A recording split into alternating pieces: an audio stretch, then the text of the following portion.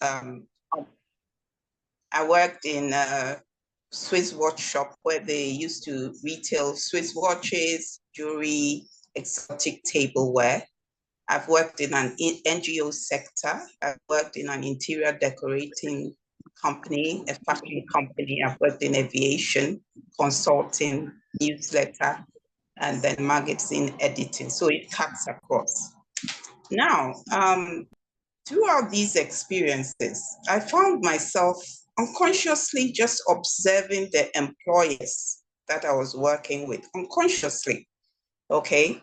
And I was looking at the various approaches that they adopted in running their businesses, what succeeded, what failed. I was looking at their different leadership styles and the consequences it had on their employee productivity, and also the consequences it had on their businesses. Okay, unconsciously, I was doing that. And I gained a lot of wisdom and experience from these practical encounters. And sort of, when I was starting my own business, I leveraged these experiences and this wisdom that I had. And so you find that most of what I do a lot of mentoring at Abubea and Associates to help business owners build successful business, because I have cut through a lot of business sectors. Okay. Now, why I started Abubea and Associates was that I had a burden. I was so burdened about, after I heard so many stories about diasporans who had relocated to Ghana and they were starting businesses. I was listening to their pain points. I was listening a lot to their frustrations. Some of them ended up having their businesses fail because they did not know about the terrain. Some of them were charged exorbitant fees for shoddy work done. Some of them, had, unfortunately, had people rip them off, okay? And some of them were also frustrated about unproductive employees, okay? And what saddened me was that a lot of these people, because they were so overwhelmed and because they were so frustrated, they ended up packing bag and baggage, going back to their home countries. I thought this was a loss for Ghana. And it was, what could I do about it? And that's what made me set up the Abubea and Associate as a bridge, sort of to bridge this unfortunate gap and to provide business relief for homecoming and home-based diasporans, just to help work with them and help them birth, build, and brand successful and innovative businesses in Ghana. So that's just an overview about me, okay? And you see, at Abubea and Associates, we have a network of credible and experienced associates. So at every juncture of your business journey, we can link you to a credible professional who can work with you, or maybe a credible entrepreneur who is also working in the same business sector as you are doing. So that's just a background about me. Let me conclude by giving you some statistics about diasporan entrepreneurs in Ghana, just for you to have a context. The number of diasporans who are relocating to Ghana has grown at an average annual rate of 7.5%. So in 2022, for instance, this translated into a total of approximately 12,000 diasporans relocating to Ghana. Now, over the last 5 years, an average of 800 new businesses have been registered annually by diasporans in Ghana.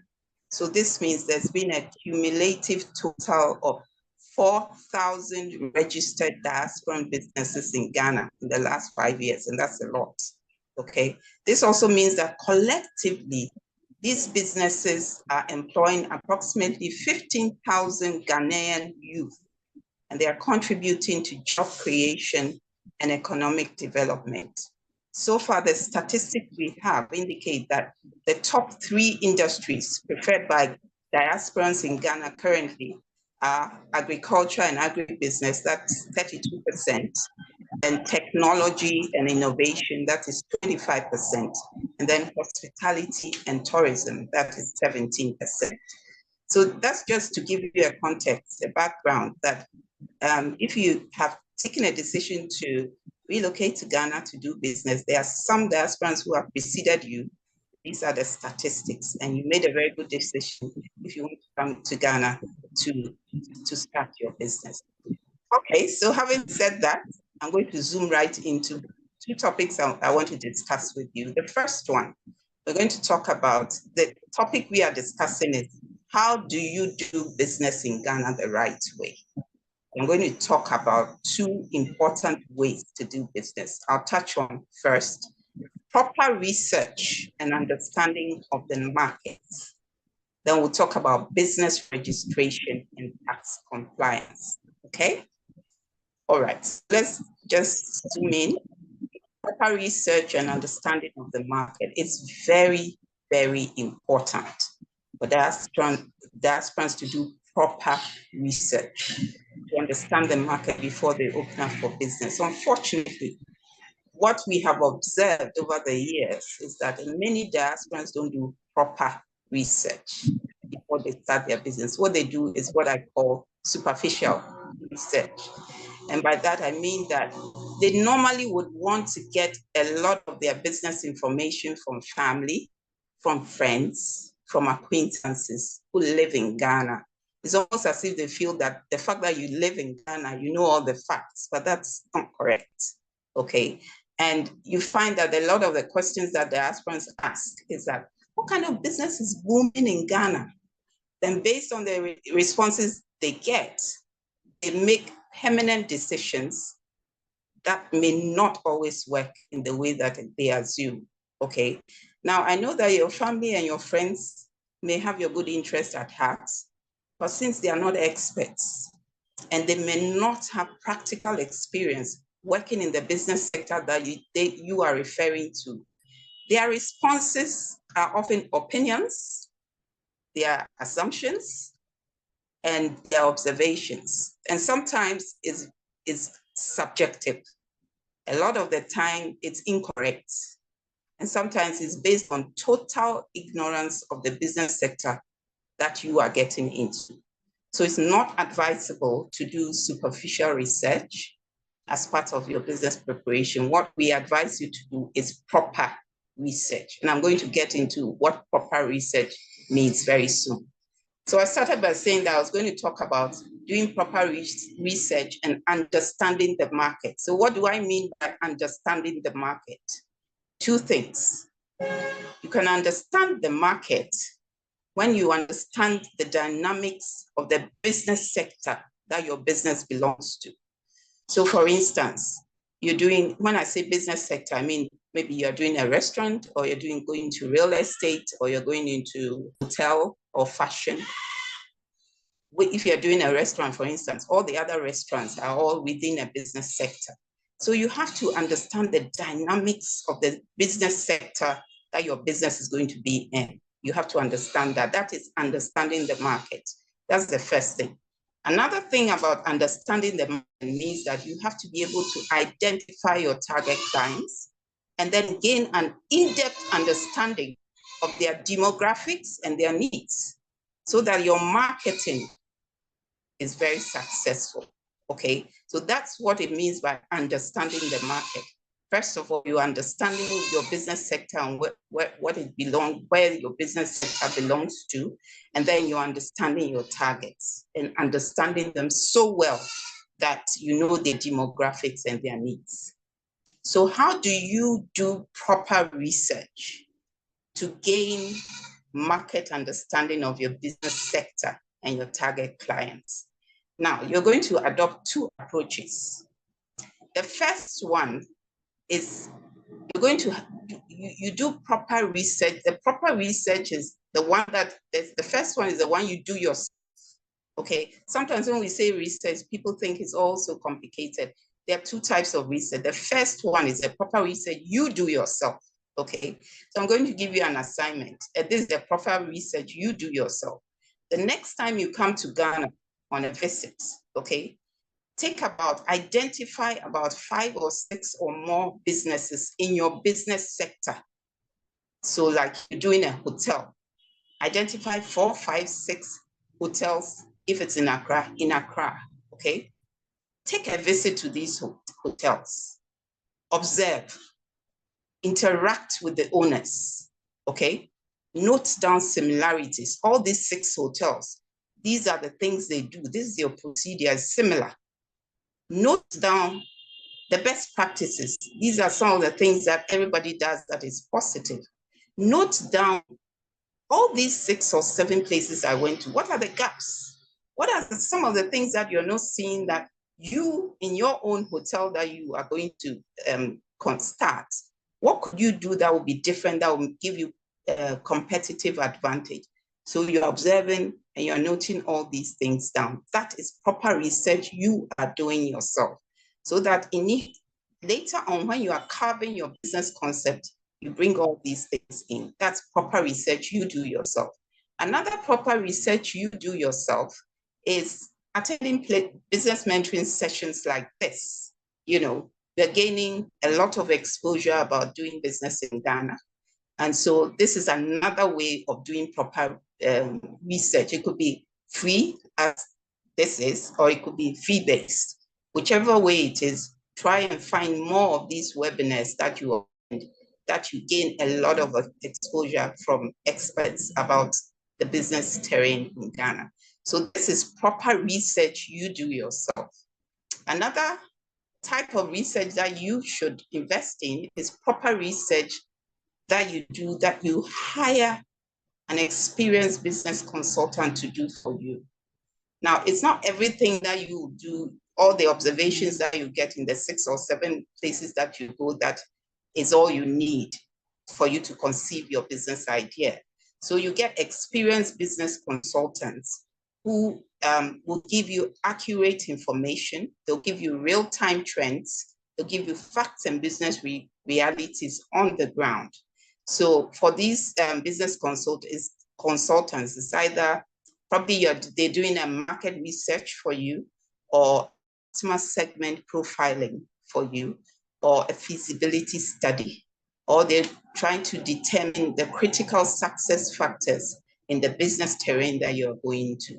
So these two, the proper research you do yourself and the proper research that you hire a business consultant to do for you, that is what we call proper research, you know, for you to prepare and understand the market before your business takes off. Yeah? Okay. As I'm talking, if you have any questions, put it on the chat box. When we are done, then we'll go on to the Q&A session, okay? All right. So having exhausted the proper research and understanding the market, I'm going to my next topic, that is business registration and tax compliance. What's the right way for you to register your business as a diasporan in Ghana? I'm going to walk you through some procedures, and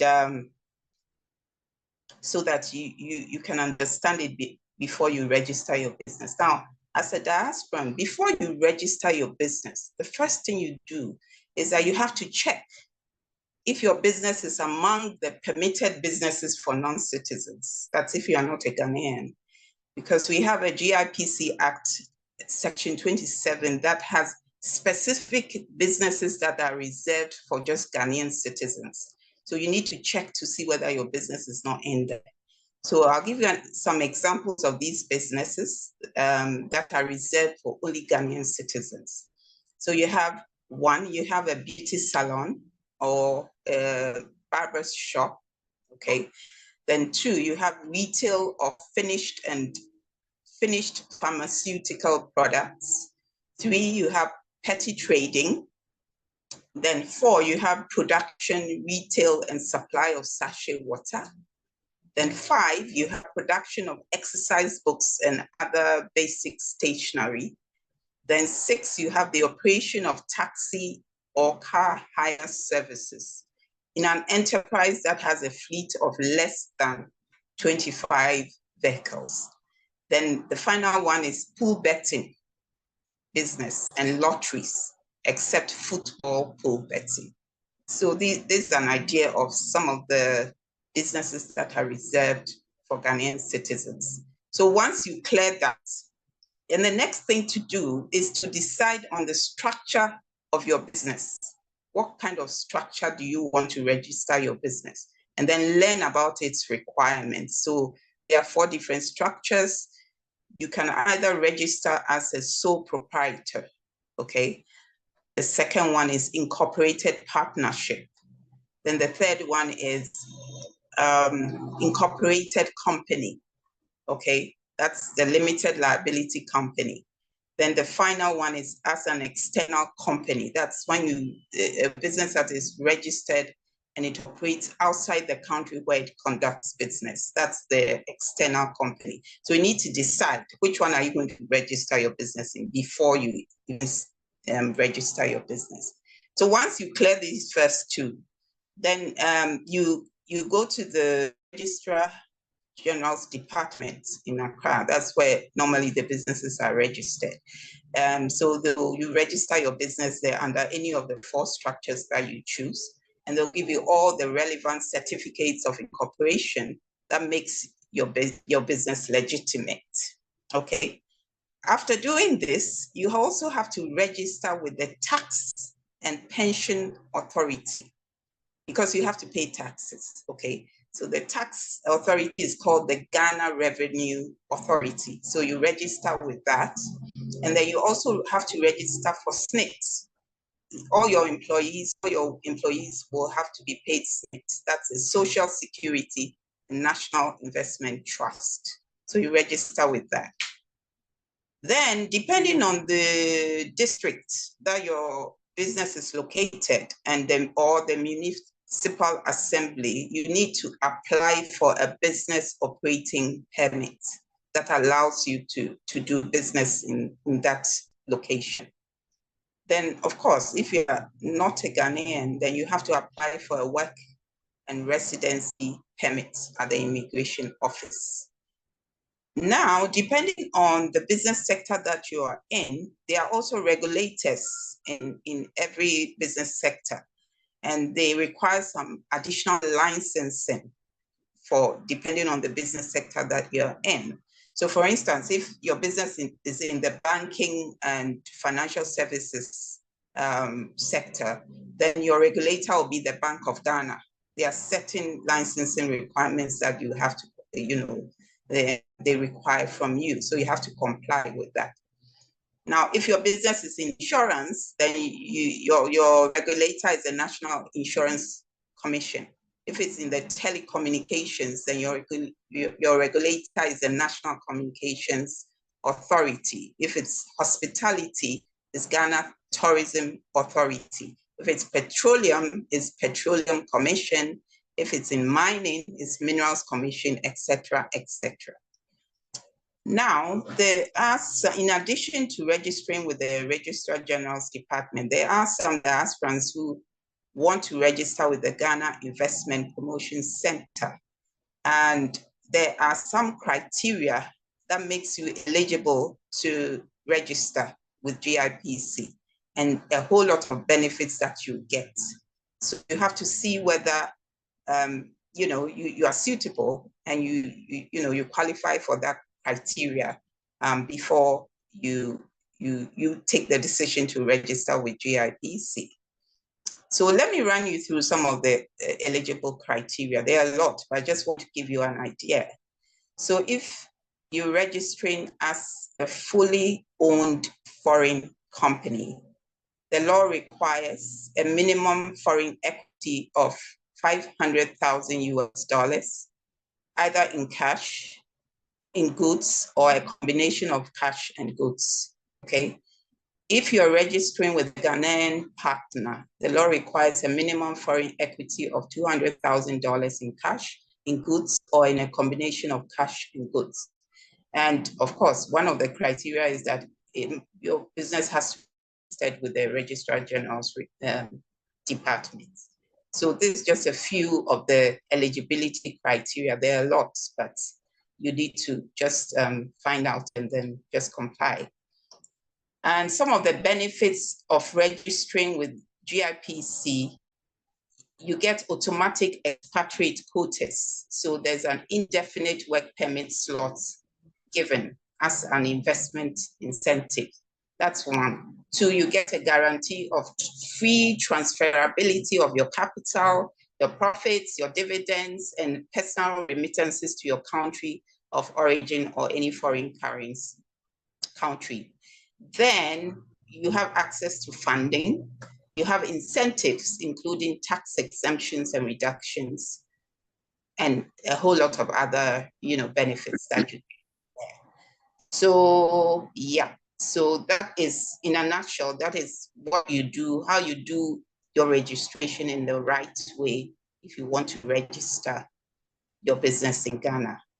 And then finally, I'm going to conclude with tax compliance. So it's very important for you to know and to implement tax laws and regulations in Ghana for your business. Why? Because if you have to file your tax returns and pay your taxes, when you know, then it means that you're going to be timely and you're going to be accurate. That's the first reason why you have to know and implement. Second reason is that it prevents needless payment of huge penalties and interest for defaulting. If you default, your penalties are going to be calculated per day. And if you default like for a month or two, you have huge penalties to pay. And then, so compliance is very necessary so that you avoid this. The third one that you need to, why you need to comply is that you avoid embarrassing business interactions by JRA officials. They normally come in twos or threes or even fours, come with their uniform and everything, and then they just walk gently into your premise. And if your customers are there and they see them coming, it's almost like, hey, something is wrong. Worst case scenario, if you don't comply, worst case scenario, they may close down your business until you comply. So you need to really just comply immediately. Then fourth reason why, you need to comply is that whenever you obtain a tax clearance, sometimes you're having a business or a project, or an investor is coming in, they need to see your tax clearance.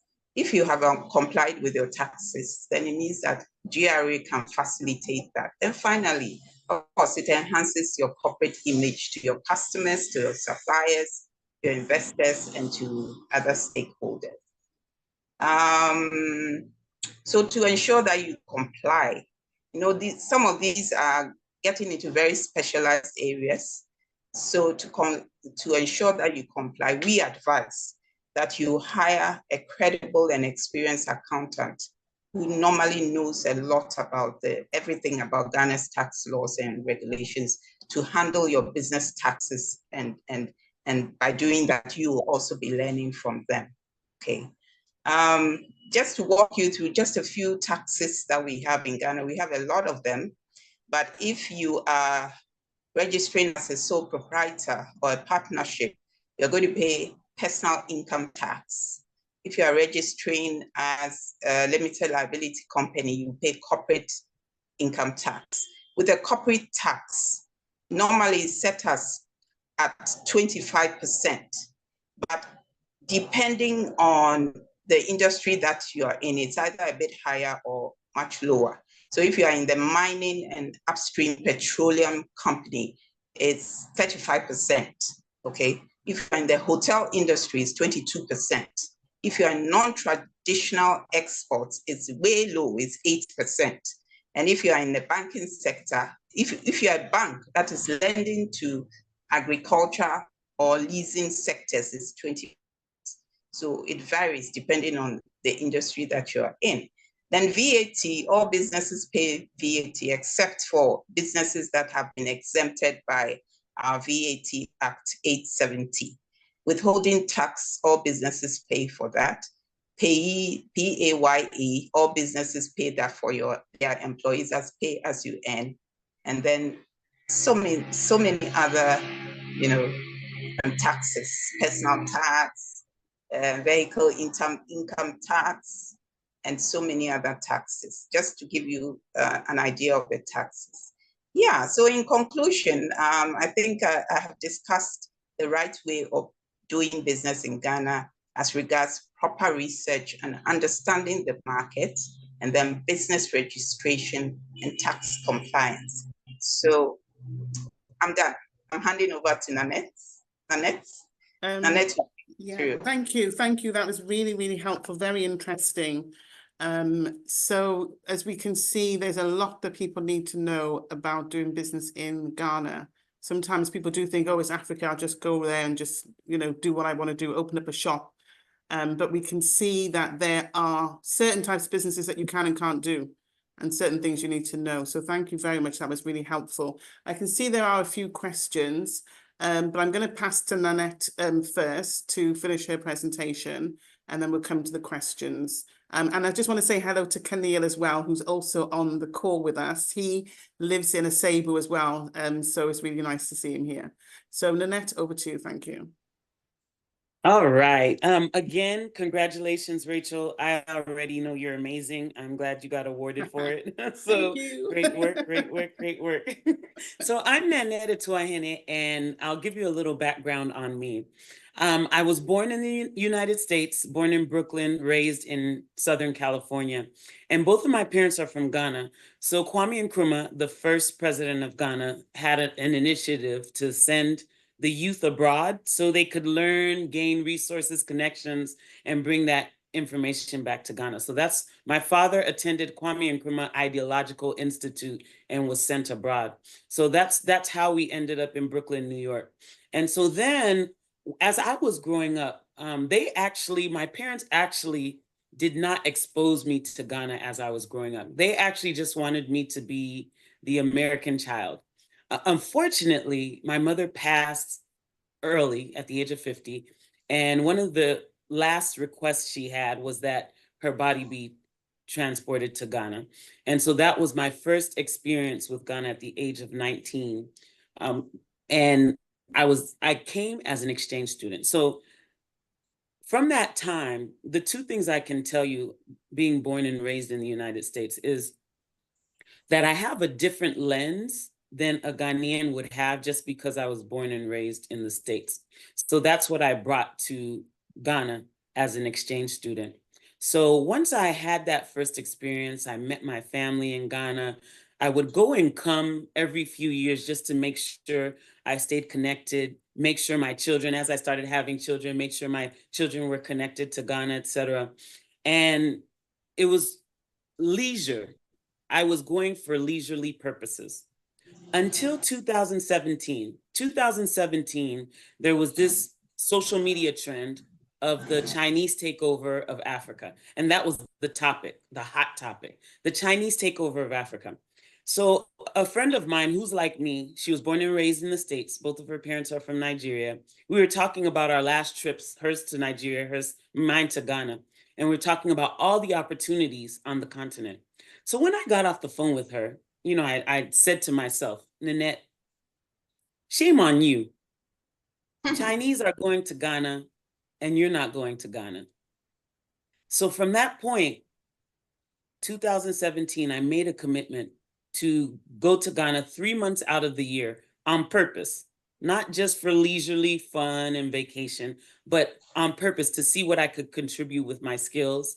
My background is real estate investing, real estate brokerage, and coaching, to see what I could contribute with my resources, my connections, my skills. So 2018 was when I started. And what I would do, and I want you to take note of this because this is part of the work in building a business and staking your claim in Ghana. I would go on Eventbrite, I would go on meetup.com back then, and I would look up all the events that were happening in Accra, all the business events that were happening in Accra. And the ones that I chose, I would schedule them for the time I was going to be there, and I would go to all those different business events. Once I went to those events, I would network with people on purpose, maybe have a goal of how many people I was going to meet at this event. And then I would choose out of those people, who did I feel had the right mindset? And in my mind, right mindset was those who were hopeful about the future of Ghana, not those who were just complaining with no solutions. So then I would sit down with those people after the meetings and I would ask them the lay of the land, whether it be in real estate, in different business areas, it could be shipping, it could be restaurants, it could be any industry. I would sit down with them and just get the lay of the land. And once I did that, I figured out that real estate, it was going to take much longer than I thought because the systems were totally different. So as time went on, I would find, I invested in a few projects in Ghana, but I really wanted to figure out, okay, what am I going to do here long term? And one of the things I realized, because I'm a student of life. And so one of the things I really study is leadership. And I studied John Maxwell. And one of the things he shared a story about a basketball coach whose mandate was to turn around losing basketball teams. And so he went to this basketball coach and asked him, how were you able every time to turn around these losing basketball teams? And the coach said, I would sit with all the players and I would ask them, why are we losing? Why is our team losing? And they would each give me a reason why the team was losing. I would go to the administration and ask them, why is this team losing? Why are they not successful? I would go to the fans and ask them, why aren't you not going to the games? And then I would compile all that information to develop a winning strategy. And that was how I was able to turn around these teams. So I started asking the question. I would ask the Uber driver. I would ask my friends in the ministry. I would ask I would ask young people. I would ask older people, why is Ghana losing? And the number one response was leadership. And so with that, my company, On Our Watch Global, we have our mission. Our mission is to uncover untapped potential. And that's through getting the business owners clear on their vision and mission. Because a lot of business owners, and I know there's some of you out there too, you have your vision and mission maybe hanging on a wall, maybe it's in some folder in a drawer, dusty, and all that, right? So uncovering untapped potentials, going back to that vision, going back to that mission, and tapping into the real reason behind your business. Then second is developing leaders. So developing leaders is not only just leadership, it's also what is your growth plan? What does it take for you to grow from where you are to where you are saying you want to be? When you have these goals, it requires growth. So what plan do you have for your growth? You have to grow for your business to grow. So developing leaders. And then finally, transforming business. We support you with strategic planning. What do we put in place? What programs, what initiatives, what activities do we put in place to make sure that you're achieving the goals of your business? So this is what On Our Watch Global does. And we also, one more thing we do is we also help people with succession planning. Because what I find is a lot of people around the world, this isn't just Ghana, a lot of people around the world, they wait until they're about to take their last breaths before they start succession planning. When succession planning starts now, I don't care if your kids are 1 year old, 30 years old, succession planning starts now. So On Our Watch Global supports families with that as well and business owners with that. So I wanted to talk to you a little bit about what happened after I got settled, after I figured out what I was going to do. I realized that when we say, Chinese takeover of Africa, what I realized was that it can't just be Chinese people. And I don't blame anyone for coming where they see opportunity. I just knew that I had to take responsibility as well. I couldn't just sit and talk and complain about Chinese people coming to Africa. I had to make a decision to come to Africa as well, because apparently there's opportunity. Okay. And so what I found in the process was that out of every 10 Africans on this continent, 7 are under the age of 30. So what does that mean? That means that the future lies on this continent because we have the future workforce. When the majority of countries, the majority of continents are getting older, Africa is getting younger. And so that means we have a lot of human resources, a lot of human capital that is going to need to be harnessed to build, to grow, to develop the continent and beyond. And so we have a great opportunity here. And this is why I used to split my time between California and Ghana. And now I'm in Ghana most of the time, and I come to California a couple months out of the year because there's so much work to be done and there's so many opportunities to take advantage of. So that's the opportunity we all have when it comes to being in Ghana, when it comes to being anywhere on the continent. So please take note of that. And we all have so many skills, we all have so many resources, we all have so many connections that we can use to add value to anywhere on the continent. So I wanted to share that with you. So I wanted to go over two topics when it comes to where I see diasporans being frustrated. So the first is being patient and adaptable. A lot of us come from the Western world, and there's certain systems in place, there's certain processes that are streamlined, etc. And then we come to Ghana. Let's just talk about Ghana. So I can tell you my stories. Every time I would come to Ghana from California, I would have this checklist. I would have like 10 items that I was going to accomplish for the day. And I just like I would in California. And then I would set out to accomplish those tasks. Out of the 10, I might accomplish 1.5. 2 if I'm really good, right? So I realized, Nanette, you do this every time. You have this checklist, you set out, you're like excited, I'm gonna get this done, I'm gonna get all these things done. Then you get a few done. And instead of getting frustrated, I realized I had to stop this mindset of thinking I was just gonna check things off my list easily, because these are some of the things that happen. You might go to an agency and you say, I want to speak to this person.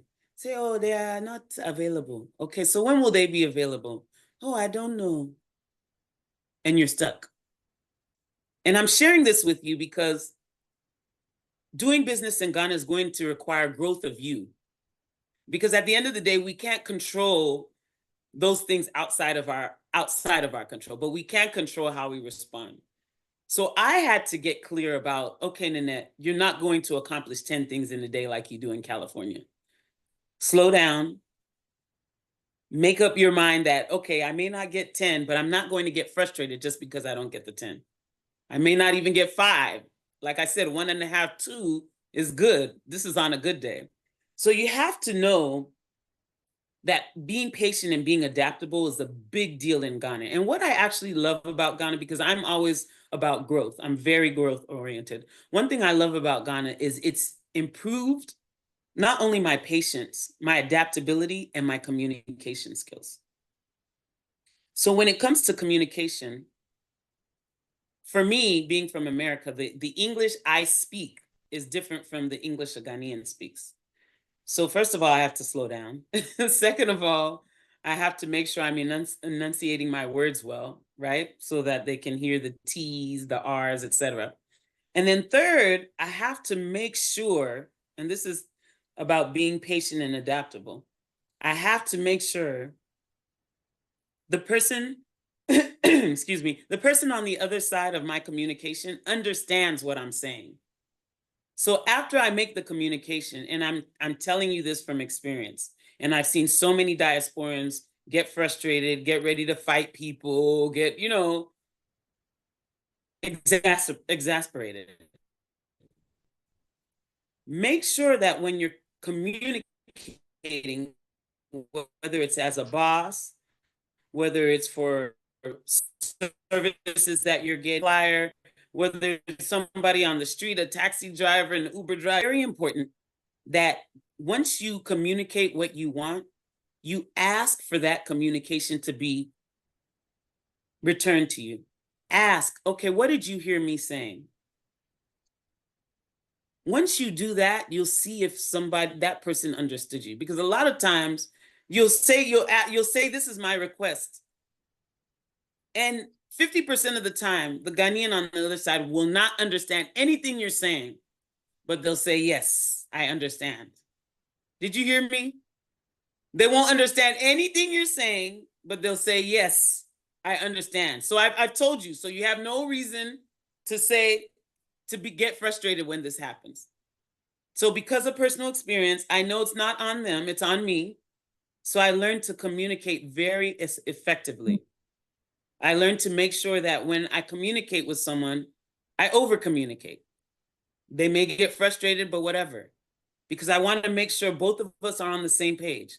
And it takes an hour extra effort to be on the same page. So we're talking about being patient and adaptable. Second, infrastructure. You may not have the Wi-Fi you want all the time. I've had some important business events where my Wi-Fi wasn't always the best. So what I recommend in those situations is that you have more than one source of Wi-Fi. We have what we call MiFi. A MiFi is the little device that you can take around with you to add data to, so that you can have Wi-Fi wherever you go, right? Then of course you have your phone. You can get data on your phone. And there's an opportunity for you to get a phone with 2 SIM slots, meaning 2 slots where you insert a SIM for different companies. So you get a 2 SIM slot phone so that you can have 2 different companies. So in case one company goes down, the other one can take over, right? And then third, you can always get a modem that is in your place of business, at your house, wherever you're doing business. So Wi-Fi is very important, and you have to take those extra measures to make sure that your Wi-Fi is consistent. Next, electricity and water. Sometimes the electricity goes out. We call it dumso. Dumso, D-U-M-S-O-R. When you hear dumso, that means electricity outage. And so dumso is a common challenge in Ghana. So now that you know that, you prepare. You have a plan. Some people get generators, right? To have a backup plan for when the electricity goes out. Some people have solar power as a backup for when the electricity goes out. So again, we're talking about being adaptable. Third, water.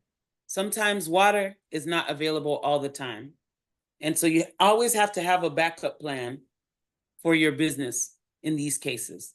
And so for us, a lot of times we have water in these big barrels as backup, or we have water in a poly tank, or we get boreholes. Boreholes are when it's basically like a well, right? So they dig deep, they find a source of water, and you want to have, like I said, backup plans. This is what we're dealing with, so we know what we're dealing with, so we make sure we adapt. So Ghana is all about adaptation. And someone told me you have to be, they didn't use the word flexible. They used some other funny word, but you have to know how to adjust, how to squeeze, how to be a chameleon in these situations. So the next thing is the system of service. And sometimes this may be like the governmental services, etc. So I'll give you an example. I needed to extend my stay in Ghana because when you stay in Ghana, if you don't have permanent residency, if you don't have citizenship, you can stay for 3 months at a time. So before that 3 months is up, you have to go to Ghana, excuse me, you have to go to Ghana Immigration Service to extend your stay. And so when you go to the service, a lot of times you'll go there and there's no streamlined service. So you go online and you follow the instructions, right? You may have to go to the person who's at the office. They're telling you what to do, and you may be writing it down. And then they'll make you an offer. This is what needs to be done, and I can do it for you. And they'll charge you for that service. And this is a government agent. Be clear about this. This is what happens. This is what happened to me. I said, no, I'll do it on my own. So I write the letter the way they told me to. I put the information on the way they told me to. I get it all printed out. I take it to the office with all the documentation they asked. Then they tell me I missed something. They tell me I missed something. I go back. I correct that one thing. I return to the office. Here it is. They tell me I missed another thing.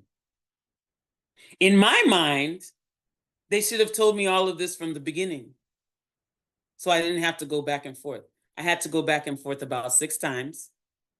The average person from the Western world will be ready to curse someone out. I just knew this is how the system works. So I have to be focused on getting it done, and I get it done. So I'm telling you, the adaptability factor is very, very, very important. And you have to learn to be patient, because another thing about being in Ghana is when you lose your patience, it's almost like you'll be ridiculed, because it's like, why are you doing all of this? Like you're doing too much, right?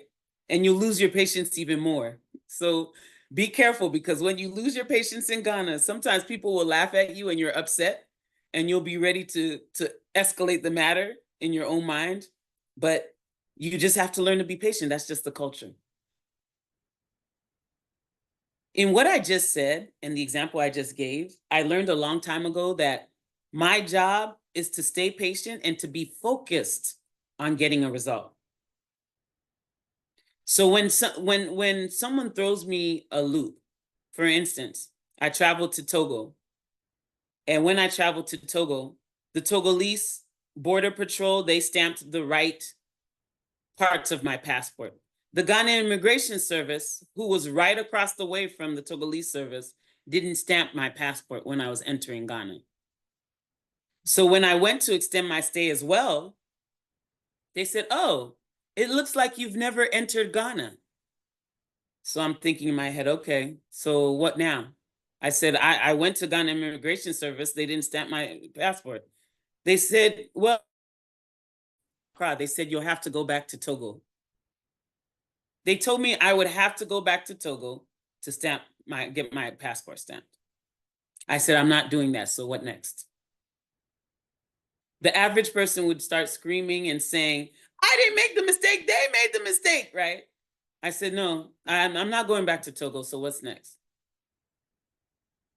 And immediately, and this is a tip, I escalated the matter. Immediately, I escalated the matter because I didn't want to go through nonsense, somebody asking me for a bribe or whatever. So I escalated. I say, please let me speak to your supervisor. The supervisor looks at everything, looks at the fact that they made the mistake, and they corrected the mistake. So everywhere you go, when you have a matter that is not being resolved properly, escalate the matter wherever you can, so you don't have to frustrate yourself. Because most of the time, not all of the time, but most of the time, that superior has more experience with customer service than the person who's working under them. Next, great mindset. You must have a great mindset. I find that a lot of people who come from abroad or outside of Ghana to Ghana, when things don't go their way a few times, all of a sudden they're complaining about everything. They're complaining about everything about Ghana, and that's not going to help you with anything. So when I say great mindset, you stay focused on solving problems. Stay focused on solving problems. You may get frustrated, but you stay focused on solving problems. That's a great mindset. And this is how you overcome challenges in Ghana. Like I said, it requires growth of you. And this is what I'm okay with challenges because I'm very growth oriented. So it requires that you grow to the challenge. So I have a story. When I was leaving the airport, Kotoka Airport one time, somehow I was at baggage claim and there was a Russian gentleman next to me. And he said, we just started talking, and I asked him, what business are you in? And he said, I'm in the liquid fertilizer business. I said, so how's that going? He said, well, it was going really well. I had, a Ghanaian partner. Everything was going great. I even knew his family. You heard that? I even knew his family. He even introduced me to his family. Everything was going well. And so as we were going through everything, there was an investment I needed to make in a product to move our business forward. And I had to give the money to my partner for this product, and it was $10,000. I gave him the $10,000 and I never saw him again. I went to his family that he introduced me to, and they didn't know where he was. And I said, wow. I said, so what did you do next? He said, I counted it off as a marketing expense and I kept going. He said, I marked it off as a marketing expense, and I kept going. All of us have experiences of falling on our face wherever we are in the world. And it's going to happen in Ghana sometimes as well. So your job is to keep pushing forward and stay focused on the final result. And it's not to be afraid that you're going to make a mistake, because a lot of you are afraid wherever you go, right, in the world. It's because we're all going to be afraid of failing. But you have to know that failure is part of the success in Ghana. Finally, currency arrogance. And Abubea pointed to this a little bit when she talked about market research and all of that. And what I find is that a lot of people think because they have the euros, they have the pounds, they have the dollars, that they can figure this business thing out by osmosis, versus humbling themselves, knowing that they know nothing about Ghana, and learning the lay of the land first. And as I told you, when I first came here for the first few years, all I did was go to events, build my network, speak with people who had the right mindset, learn the lay of the land, and then I made a choice about the business I was going into. So I call it currency arrogance. Do not have that disease of currency arrogance. You must humble yourself and do what it takes to learn what you must do first before spending all of your money. The education is first. The education is first. The education is first. And I'm telling you this because, remember, my family's from Ghana. And I've had an uncle. I had an uncle who had hundreds of thousands of dollars in his pocket because he was a real estate broker during the foreclosure boom. And he had contracts with the banks to sell all these properties. So he had hundreds of thousands of dollars in his pocket. Now he's ready to go back home because he knows he has the money, because a lot of people think once they have the money, they can go back home. So he goes back home with all these business ideas in mind. And 9 months later, he came back to California broke and had to get a job as a substitute teacher. And Ghana wasn't the problem, because I asked him several questions after this happened, and I realized he had currency arrogance. He thought because he had money, he could just spray the money all over and get everything he needed done. And he never did the research because he had been gone from Ghana for over 30 years. So his job was to return to Ghana as if he was a total foreigner, to understand the lay of the land first. So this is why I tell you it's important to refrain from having that currency arrogance. Humble yourself, learn the lay of the land, work with people who know what they're doing, work with people who have that experience. And that's why we're all here. That's why Rachel's here. That's why Abubea's here. That's why I'm here, because we're looking to bridge the gap to make the success, the experience for those who want to start business, those who want to live in Ghana, those who want to sustain themselves and thrive in Ghana. We're looking to bridge that gap so that can happen, so they can be successful. So second topic I want to talk about is respecting the local culture, respecting the local culture. When it comes to business, this is very, very, very, very important.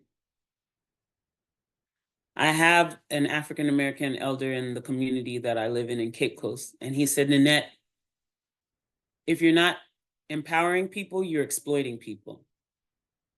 He said, if you're not empowering people, you are exploiting people.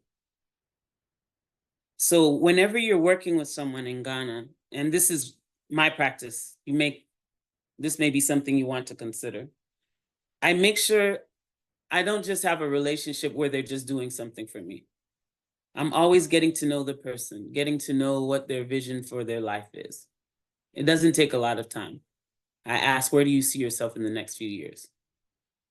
And then if I can give advice, I give advice. While they're providing the service, while they're providing the good, whatever, I make sure I'm doing whatever I can to empower them with what I know, connections I have, resources I have, etc. Because you have to know that, and I don't want to go too deep into this, but there was a system in place called colonialism, and it led to a certain mindset in Ghana. And so some of the mindset, not everybody, but some, I call it the beggar being. The beggar being is when someone wants you to give them a fish every time versus learning how to fish. And so this is why that empowerment versus exploitation is so important. Because when you're not empowering, then all of a sudden you're going to see the reasons why people want to take things from you. They, want to get what they think you have a lot of, right? They may think, oh, they don't need their dollars. They don't need their euros. I'm struggling more than them, right? And these are in your relationships in business. So it's important that the type of relationship you build it's not necessarily one where you're giving away everything all the time, but it's one where you have a partnership that help me help you, right? I'm helping you to help me. And so there's that type of relationship. Another thing is there are a lot of customs in Ghana that when you come from outside of Ghana, you're ready to judge those customs. That's very dangerous to do, because what ends up happening is that person on the other side starts feeling like you think they're less than. And so when you're looking at local customs and the way Ghanaians do things versus judging the situations and making your comments with that arrogance from the Western world, I advise, you don't have to take my advice, but I advise you ask questions and you come from a curious point of view. You ask why they do things the way they do. You ask, what's the significance of this? And why is it important? You learn the culture, you learn the customs. And that's what's going to help you in your business, in your personal life and in your business life.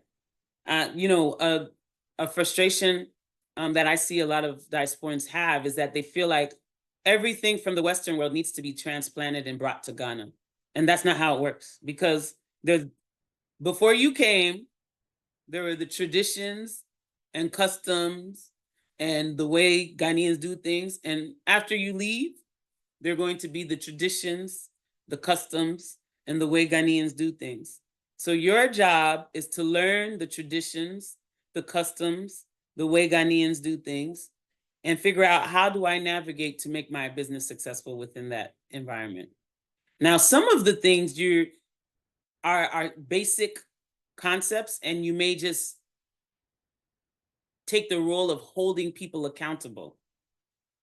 But for the most part, you must refrain from imposing your Western behavior, customs, traditions on the Ghanaian, and learn and be curious.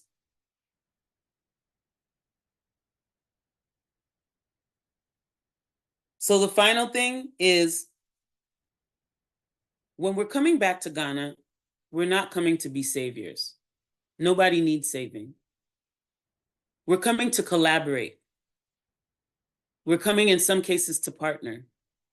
We're coming to complement. We're not coming to save anyone. So when you're interacting with your fellow Ghanaian, when you're interacting in business, in personal life, whatever, remember it's a collaboration. You are not coming to save anyone. And so it's very important that when you're interacting with Ghanaians, you don't take that savior posture. You don't come and act like you have the upper hand because you have the dollar, the euro, the pound. You make sure you're working in collaboration, and you treat that local person, that local Ghanaian, with respect as a fellow collaborator. So as you look to build your business, as you look to repatriate, as you look to work on projects and activities in Ghana, this is just my advice. You can take it or leave it. Learn to be patient, learn to be adaptable, and learn to respect the local customs, the local traditions, and the local ways things are done. And you'll see the transformation in the process. So I'll open it up to questions now, and we'll go from there. Wonderful. Thank you so much for that. That was really interesting and inspiring. I love the actual, the way you complemented each other. in that presentation. It was really good. Abubea giving the kind of nuts and bolts of doing business in Ghana and what you need to know. And then Nanette focusing on what is really important as well, because I see when I go to Ghana, a lot of diaspora businesses struggling because they've probably just thought they'll just go to Africa and play by ear without following through on some of the things that Abubea has talked about and understanding their legal and tax obligations as well. And also the mindset, which is what Nanette is really focused on there as well, the mindset to do business. I have been in business in my own practice since 2007. And I have to say, I do spend a lot of money on getting consultants and coaches to coach me in my business every year. I've never been without a coach. So I strongly recommend if you're going to do business in Ghana, which is completely alien to us, you know, at least we're born in America or born in the UK, but somewhere that's completely alien to us, that you really get a handle on using business consultants, such as Nanette and Abubea, and really understanding the process. I'm going to ask people for their questions. I just want to ask Keneal, because I know Keneal has set up his business. He showed me his certificate as well of registration. Keneal, just give me your top 2 things that you've learned whilst doing business in Ghana. I'm going to take you off mute. Greetings, everyone. What I've learned. Your top 2, yeah. Number 1, as what my friend just said, we have met, and we have met more than once. Be patient. That is the main thing. Be patient. And 100%, they say yes for everything. They don't know, they don't understand, but they'll answer you yes. Ensure that your people are on the same page, because you will always get thrown off. And the other thing, time is no time for them. Time is no time for them. Meet me at 8 o'clock here. Okay, yes. 9:30 you're there. I'm coming. I'm coming. I'm coming. So patient is the number 1 thing you have to have. And try to, as what my friend said, if you are not imparting something into them, then you are exploiting them. You understand? You just have to try to see things the way they see it, yeah, in order to understand them. Not necessarily they see it the right way, but try to see what they see in order to understand them. Yeah, like, brilliant. Yeah, move forward with that one. That's really good. Really good insights there. Patience is top of it all. Which I learned when I was in Africa. I didn't have patience before, but I learned that. Well, we're kind of Western, aren't we? But we have to change that dynamic. Brilliant. And I know Angie is there as well. Angie was just saying, is that Barry? Yes. Let me tell you that Keneal's channel, I've called him Keneal because that's what he's got on his Zoom, but his channel is Barry the Builder. Building with Barry. Building with Barry. Teamwork construction. Yes. Sorry. But no, that channel, it's not really active. I'm not posting anything there. That's fine. But you can find out more about what he's been up to in Ghana by just looking at that channel. And I think it's while the Pan-African Village is sorting out certain things as well, maybe things have slowed down, but that's your channel anyway. So it's lovely to have you here. So Amede, you had a question? Yeah, I just wanted to add to what Barry said. My name is Amede, and I live in Nigeria, but I actually started my business with a contract manufacturer in Ghana. So post-COVID, I stopped because of COVID and because of the borders being shut down. So I totally agree with him. You have to be patient. And I think you have to also explore other potential Ghanaian partners in order for you to be able to compare and contrast. I had to do Ghana, Lagos 8 times before I finalized on the contract manufacturer. So it's still back to the same thing, patience. Patience and the right communication and attitude. Some of us have the wrong business attitude. So if you don't have the right attitude, you're going to get your feet bumped. So that's all I wanted to add to that. Thank you. Thank you. Thank you very much. Rachel, really... I just wanted, Rachel, I just wanted to clarify, Amade, you said you went back, you meant you went back and forth between Nigeria and Ghana 8 times before you found the partner? Yes, I did. Yeah. Got it.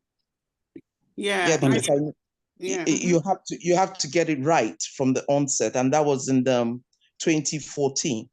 So I did that between 2014 and 2015 before I could settle on one. And that one took us like months and almost a year before we finalized on the agreement on the contract manufacturing. And I think that's really important, thank you, because I, for one, as I said, I've been doing stuff in Africa since 2004 and didn't have any of that kind of advice that people are having now. So yeah, you tend to meet somebody, and like Abubea was saying, it could be somebody who lives in the country, and then you think, oh yes, you know, they've got a brother or cousin, and I'll let them do my complicated land transaction for me, you know, and find out there's no land, there's no transaction, or it's being resold and sold. So it's really important what Amede is saying there, is adding, you know, because you have to take time. And far too often you find people, they phone somebody that they saw on YouTube and they sent all their money to them. I recommend going to Ghana and meeting the person and really finding out a lot about them and having a good discussion. And if they're not right, then find somebody else. And like Amede is saying, even if it's 8 times, which is a lot, you know, keep your money in your pocket. Don't let it burn you in that pocket. Keep it in your pocket until you get the right person. I think I've got a question here. Errol is saying, am I correct in my assumptions that all businesses have to include a Ghanaian citizen as a partner?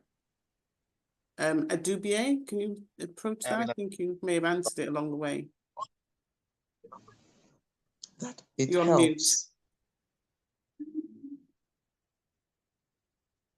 mute. You're on mute if you're speaking. Am I? Yeah, now I can hear you. We can hear you now. Thank you. It depends on the business structure that you decided on. Like if you're doing a sole proprietorship, it's mostly just you. If it's a partnership, it could be you, but you know, if you decide to register with the GIPC, like I explained to you some of the criteria that they look at and some of the requirements. So if you want to go solo as a foreign business, you have to pay, the equity is quite high, 500,000, okay, dollars in cash or in cash and goods or a combination. And if you have a Ghanaian partner, the equity is lower, it's $200,000 cash, goods alone, or cash and goods. So it depends on what you want, okay? And I think we're talking also about doing a lot of due diligence if you take a partner and all that. So a lot of these things depends on what you want. Okay, yeah, but so sorry, if the question is, do all businesses have to have a Ghanaian citizen as a partner? The answer is no. No, the answer is no, definitely the answer is no. Yeah, but it might involve more investment if you're going alone. Yeah. Okay. Rachel, someone asked a question before that. Yeah. About what if you're married to a Ghanaian? Will it apply? Abubea, can you cover that? You know, I'm actually not an expert in this area. And like I said, Abubea and Associates, we have a network of associates. I have an associate who is into legal, and he has a firm that can take you through all these, give you advisory for all these questions. So I wouldn't want to attempt to respond to that because I'm not a specialist in that area. So some of these things, and when you're ready, you can just contact me and I'll just link you up to him and he can give you specific. Yeah, I assume like it's like probably the UK, other places, and what I go through in Uganda is if you're not a citizen, then you're not a citizen. But you can either, I suppose, really trust your husband and put it in your husband's name, or you can go joint, and that is if your husband's the Ghanaian citizen, then that's the citizen that you're in business with, isn't it? Because if you're not a citizen, then you're not a citizen. But probably, as Abubea is saying, to clarify, you could just get somebody who does the law over there. But I would think if you're going to be in a business and you're not a Ghanaian citizen, then you would go under. I think we went to the GIPC and they were sort of saying along the lines of this. Then if you're not a Ghanaian citizen, obviously, you wouldn't be treated as one, but you could go in with your husband or Ghanaian citizen wife. But yeah, Abubea is there with her contacts. So, and we are going to have a lawyer coming on, probably if not the next month, the following month, to go over citizenship issues. So do look out for that as well. I don't know. Atrius is saying, I mean, if there's here, it's something in Africa that's, I don't understand what that. Astrius. If you had a question, Astrius Bell, I don't understand the question. Precious says, I am, not Precious, I'm Charis. Oh, Rachel, I know what she was talking about. Yeah. She was saying if other people are coming to the continent, it means something in Africa that is growing. And that there are business opportunities. When we were talking about the Chinese takeover, yeah. Oh, yeah, I see. Absolutely. Yeah, we need to be on that ship that's, that's sailing into Africa. Yeah, so I'm Asheris Griffith, mother of Precious Griffith. Okay, you're using someone else's computer. Welcome. And want to know what site do Ghana use for their tax information so they can look it up for themselves? Are you able to share this website for Ghana tax information? It's always really ideal to get advice. I mean, even over here, tax is such a funny thing. Yeah, so most of the time they have a website. GRA has a website, so you can always Google and get that. But I always advise that when it has to do with your taxation and all that, it's always better for you to hire an accountant who has, because some of the tax, the computations and all these things, they are very complex. And if you get it wrong, then you're getting into, penalties and all that. So yes, you can do your learning when you have hired somebody and they're taking you through. But if you're doing it yourself, you're getting into a lot of complications, okay? Yeah, but otherwise it's GRA, the website, Ghana Revenue Authority, is it? Ghana Revenue Authority. Just Google that, you get their websites and you can get some information from there. But do you have tax advisors in your association? Yes, we do. Yes, yes. So that's good. That's good to know. We have I just put the link. I just put the link for brilliant. Thank you. Okay, so Angie gives a top tip, 2 things a day. I think she's absolutely correct. Because normally when we have the tour, I have so many things lined up and I find that after 2 things, it's like, something, let's just go back to the hotel. So I think if you plan 1 thing and it's a push 2 things, you may not be disappointed. The 3rd thing is probably going to the beach. And that's, or going to the bar or something. I wouldn't plan 3 things. Right, yeah, patience. If anybody's got a question, just put your hand up. Otherwise, I'm trying to look. Oh, there's 4 things here. I don't know. Right, okay, no, it's just saying thank you, etc. Right, so I'm just going to ask Nanette and Abubea to say the last few words, just in a couple of minutes. Abubea, if you could just round up what you wanted to say, and then Nanette, and then we can close. Yeah, so we've said it all, and we think that Ghana is the place to be. One of the things that I mentioned was that one of the reasons why we set up our consultants is to give diasporans business relief. And so, like I said, every transition of your business, I was taking you through the tax system and the procedures, and I'm sure some people were thinking, do I have to do all this? We have facilitation support services where we have associates who you can just cede it to them and they'll do all that and get your certificates and your compliance things and everything for you. So that is why we... Abubea, sorry to jump in there, but that's a question that people do ask. Do they have to do all that, or I'm sure we see diaspora who just open up a shop and just get selling. Do they have to? But on the other hand, I have seen some buildings being knocked down as well because they didn't have the correct licenses and things. So what if people just did come and just open up their business? That they don't have to comply to anything. Is that what you're saying? Yeah. They will get you. They will get you. And it's sometimes you think you're trying to cut corners, but eventually when you invested a lot of money into something and you are not compliant, definitely when they get through to you, the penalties you have to pay alone. And so it's better for you to just comply, Yeah, that's the really right interesting. way. Yeah, the right way to do business. People need to hear that, because they sometimes think, oh, it's just Africa, I'll just go there and do my own thing. But yeah, there's penalties and stuff. Yeah, thank you for that. Just to conclude, what Nanette and I have tried to do is that we have a diaspora business community group. And what we do is it's a admin only group. So what we do is that we post once in a week very useful information about doing business in Ghana, strategies, tips, and everything. We post it there, and then it's also a virtual networking. Every Sunday, we open it up for people to network, comment, ask questions, and all that. So you're free to join if you feel that you need more information, and we post our services and the webinars we do and everything also there. So it's called the Diaspora Business Community. And I think Rachel will put it on the chat. If you want to join, you're welcome.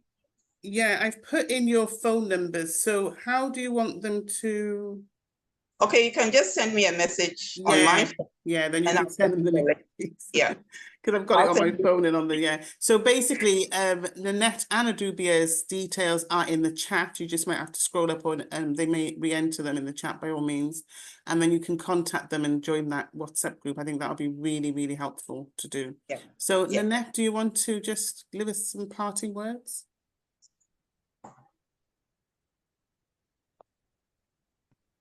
Yes, I wanted to make sure there were two things I covered. First, we're going back to patience, but patience is along the lines of taking your time when you're going into business investments. A lot of people, their ego requires checking, because a lot of times for us, when we take a leap of faith, a lot of people are watching, and some of them want to watch for us to fail. So sometimes our ego goes ahead of us and wants to rush everything so we can prove things to everyone that it's working. But take your time, take your time, take your time, and just do the work. That's one of the things I wanted to add. A lot of us come from abroad and we're employees. We're not entrepreneurs. We're not business owners. So you have two layers. You have a new terrain, and you have to learn how to become a business owner. So this is why I say take your time and do the work. And we're here for you, the Diasporan Business Community. We answer your questions one day a week around building a business in Ghana. And then you have that group, that community as well to interact with. So we have that available. And then we have services, but that's not something we're talking about here. Okay, so they've got services as well, so you can get in touch with them there. I'm just screen sharing. We've got our Visit Ghana trip, 21st to 30th of November. You can go onto our website, asebupav.com. If you want to give me any feedback about this meeting, it's info@asebupav.com. Or if you do contact Nanette or Abubea, then you can just let us know as well, so that we can just keep an eye on things with you and for you as well. So to make sure everything goes smoothly, as I don't doubt it will go smoothly. So that's our details there. If you want to find out more about the tour, which is in the 21st to the 30th of November. Thank you everybody for coming along. This will be hopefully up on our YouTube channel. It's on my makeshift YouTube, which is just called Rachel Okello. We'll put the recording up there. And we're going to have more of these because I found this to be really interesting. You know, Ghana, for many people, and I think the people who go to Ghana with me are kind of a bit like, you know, 35 upwards people. So they are looking for seriousness, you know, and I think this meeting had a really good sense of seriousness and a really good sense of what you can do in Ghana to succeed. Because a lot of people want to go there and live there, but we want people to succeed and be able to achieve their goals there and have big businesses. Because obviously the Chinese, I have no problem with Chinese people going to Africa, but, you know, obviously the Chinese are doing big business there. So we do also want to compete on that level. So Nanette has put in the link to her WhatsApp community, to their WhatsApp community. So by all means do join that, and let's stay in touch and look out for our newsletters and our next webinar, which may be this time next month. I want to thank everybody for joining. And Abubea, how do you say goodbye in Twi? I don't think I even know that. Maybe I don't say goodbye to people. Goodbye in Twi. You speak Twi? Just yes, I okay. I'll just say goodbye. Or exactly. I don't think people say goodbye. They might be like the French where they say au revoir, which means I'll see you next time. That's it. Yeah. There's no goodbye. That's it. That's it. Yeah. We'll greet again. We'll greet each other again. So there you go. Till the next time. And there's loads of thank yous in here. I think we need to have a tweet. Oh, Precious, do get in touch with them. I can see you've got some problems there. Yeah, we have to have some tree sessions as well, I think, you know, to really blend in. All right, thank you so much, everybody. And don't forget, if you haven't had your questions answered, do contact Abubea or Nanette, and they can help you further. All right, keep in touch. Take care. Bye. Bye-bye.